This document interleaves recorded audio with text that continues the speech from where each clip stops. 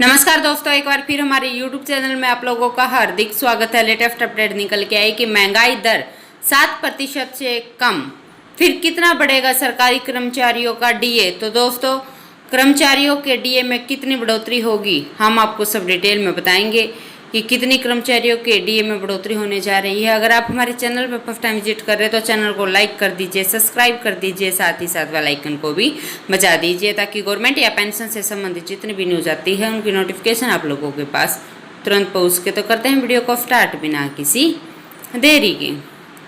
दोस्तों, केंद्र सरकार जल्द ही केंद्रीय कर्मचारियों को बड़ा तोहफा देने की तैयारी कर रही है।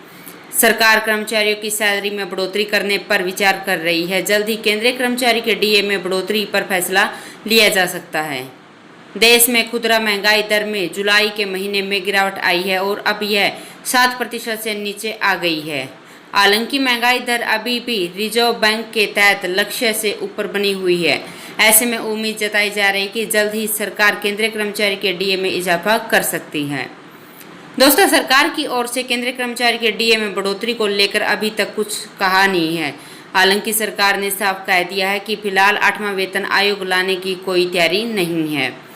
डीए सरकारी कर्मचारी की सैलरी स्ट्रक्चर का हिस्सा है। सरकार इसमें 6 महीने में बदलाव करती है। पिछली बार सरकार ने मार्च 2022 में डीए में इजाफा किया था। तब डीए में 3% की बढ़ोतरी हुई थी, क्योंकि डीए में बदलाव के 6 महीने पूरे हो गए थे। इसलिए कर्मचारी की उम्मीद थी कि जल्द ही सरकार उनकी सैलरी बढ़ा सकती है। दोस्तों, जुलाई के महीने में खुदरा महंगाई दर 6.71% पर आ गई है। जून में यह 7.01% रही थी। ऐसे में हो सकता है कि सरकार डीए में 4% का इजाफा करे। जब महंगाई दर 7% से अधिक थी तो उम्मीद जताई जा रही थी डीए में 5% का इजाफा हो सकता है। फिलहाल केंद्रीय कर्मचारी को 34% के हिसाब से डीए मिल रहा है। All India consumer price index के आधार पर कर्मचारियों का डीए तय होता है।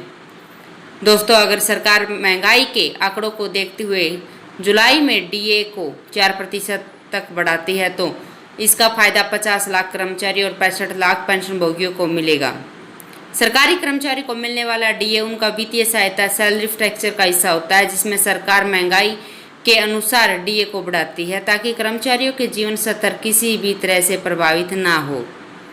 एक अनुमान के मुताबिक अभी किसी कर्मचारी की बेसिक सैलरी 18,000 रुपये है तो 34% के हिसाब से उसका महंगाई भत्ता 6,120 रुपये बनता है। अब अगर डीए 38% हो जाता है तो कर्मचारी को 6,840 रुपये का महंगाई भत्ता मिलेगा। इस तरह उन्हें सालाना सैलरी 8,640 रुपये ज़्यादा मिलेंगे। तो दोस्तों, आज के लिए इतना ही। मिलते हैं नेक्स्ट वीडियो में, तब तक के लिए जय हिंद, जय भारत।